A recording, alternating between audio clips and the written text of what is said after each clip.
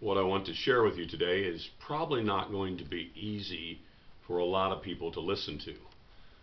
Myself and pretty much all of the Christians that I've associated with over the period of my lifetime were raised a certain way, and I'm going to put the quotes around it, in church. And it really doesn't matter whether you were Protestant, Roman Catholic, National Orthodox, or Pentecostal Charismatic.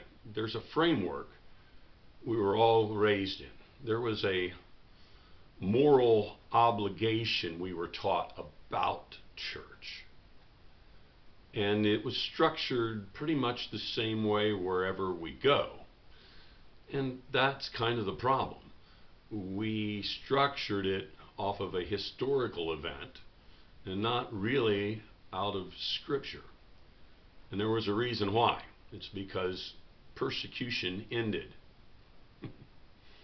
We don't like to think of that, but that's where it all started. The way we conduct our churches, the way we govern our congregations, the way we react and respond as congregants is based in an event in 325 AD.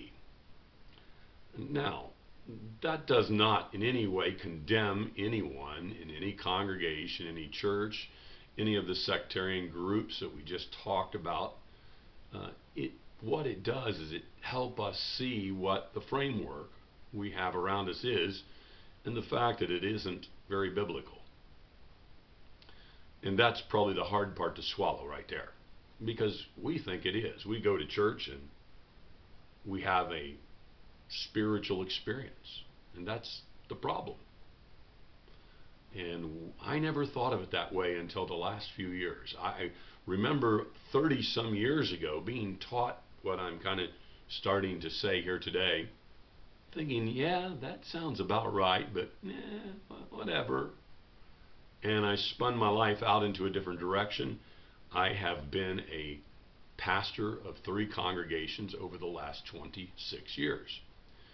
I was at 2 of those congregations for over 10 years each, so I spent some time doing this. And that's not to say I know what I'm talking about. It's that I've experienced some things in the last few years as God has been taking my heart into the Scriptures more, that has really shown me what I did, which wasn't sinful, but what I did that wasn't productive. How I looked at the ecclesiology of the church and didn't get it. That's okay. You don't go to hell for that. And I'm not condemning any group. I'm not saying they don't have it right, they don't have it right. As a matter of fact, I think we're all doing it pretty much the same with a few minor variables. And that's the way it works. The biggest thing I saw was what I was not really biblical. I was a lead pastor, a teaching pastor, a senior pastor, put whatever title you wanted. And I did that in all 3 congregations.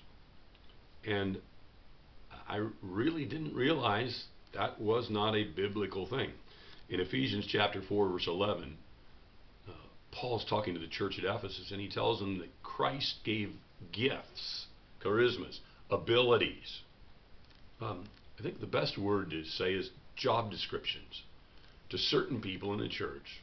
And he lists 5 of them. He says apostles, prophets, shepherds, evangelists, and teachers. No, that's pretty basic.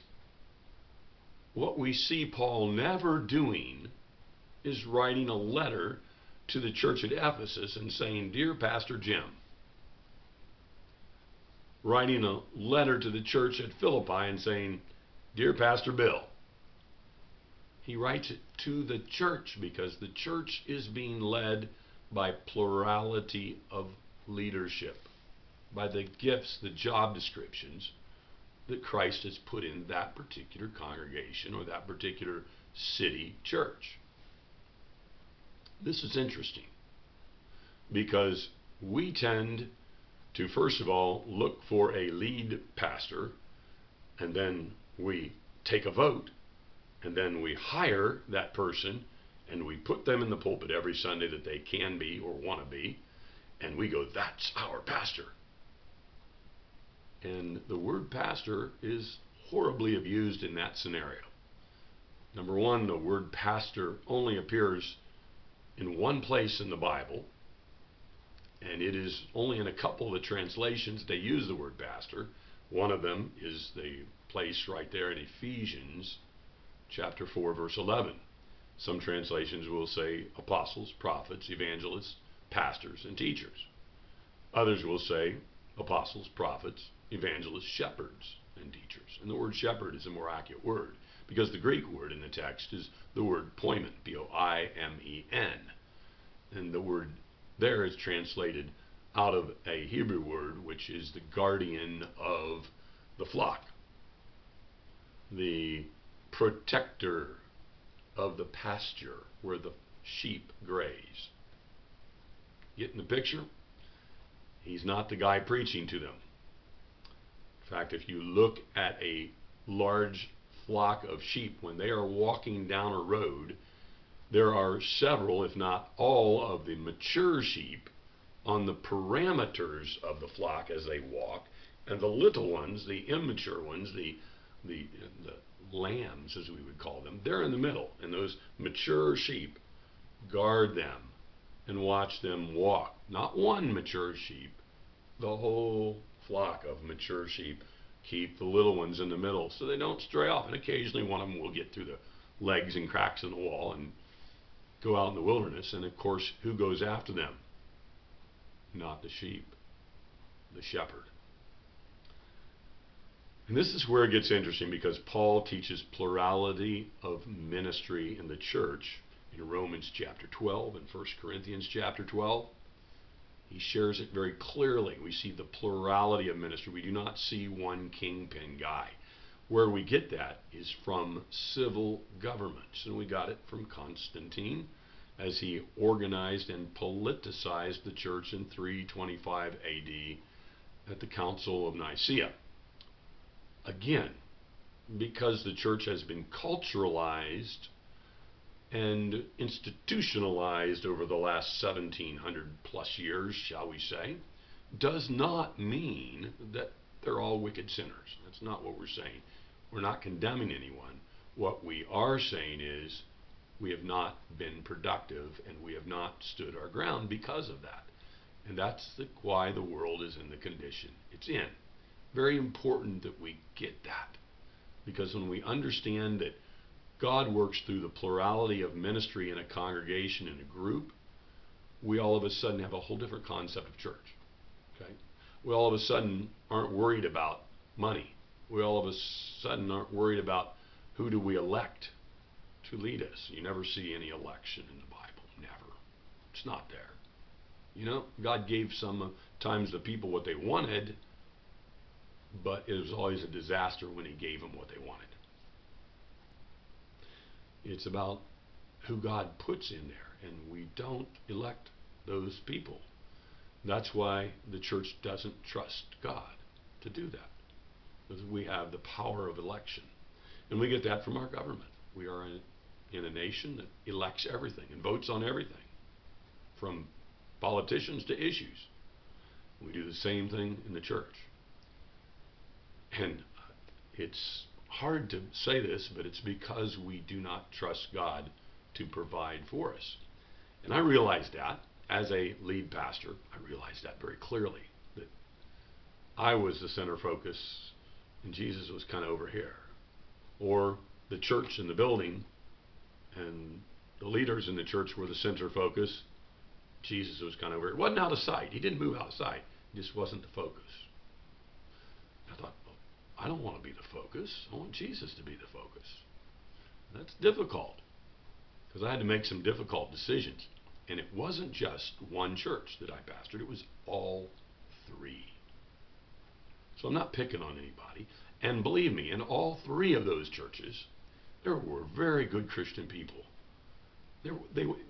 Those churches were not full of thieves and liars and adulterers, and that's not at all the case. I think most of them really had a passion for Jesus. It's that everything else got in the way and kept them from being productive. Now, let's look at what those five are: the apostle, the prophet, the evangelist, the shepherd, and the teacher. Those are not titles. And anyone who says to you, I'm an apostle, or I'm an evangelist, walk away, because they don't understand what that is. Those are job descriptions. There's a lot of people out here in what they call the Apostolic Reformation movement, I think is what they call that. And they're trying to say, we're all apostles, and we're all the new wave of apostles. No. Now, what's funny is on the other side of the coin is people saying, that's wicked, those people are going to go to hell. And that's wrong too. Because they're seeing this term apostle, prophet, evangelist, shepherd, and teacher as a title, and it's not. It's a job description. When we get that right, we understand that the apostle is a governor.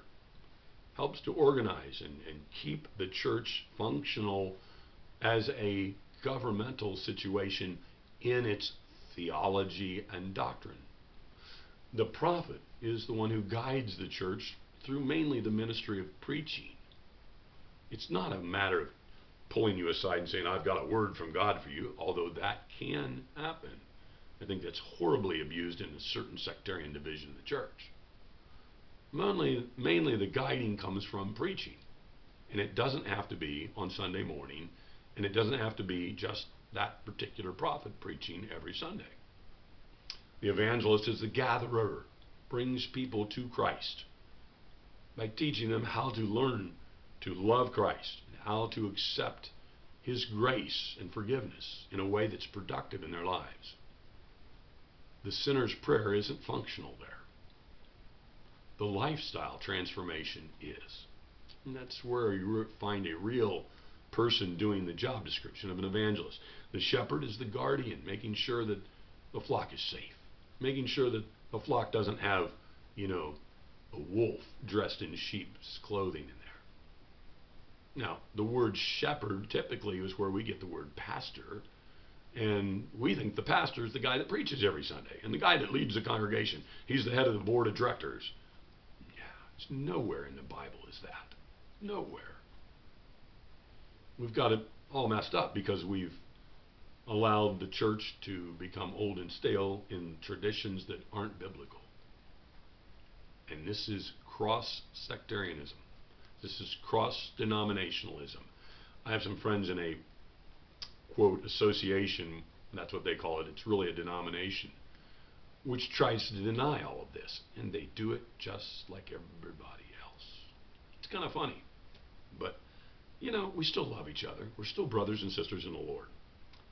Well, and then you have the teacher, who is the one that grounds everyone in God's Word and is typically more local and one-on-one or small circles of teaching as opposed to a pulpiteer, shall we say. But that could be part of the job description too. So you can see how all of these leaders are put in place to balance out the productivity of the church. But we don't do that. So I'm encouraging you, if you're watching this, to rethink it. And not to pack up and leave, but to rethink the process.